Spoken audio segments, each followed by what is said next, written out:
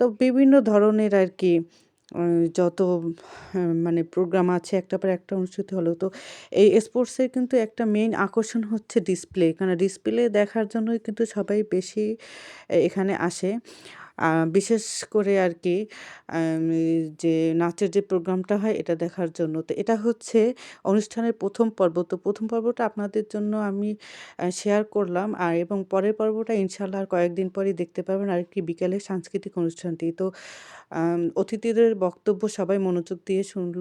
তো তাদের একটাই উপদেশ ছিল যে এখন থেকেই যেন জীবন গড়ার জন্য মেয়েরা যেন এখনই পদক্ষেপ নেয়। তো এখানে মশাল জ্বালিয়ে আরকি ক্রীড়া অনুষ্ঠানের উদ্বোধন করা হলো।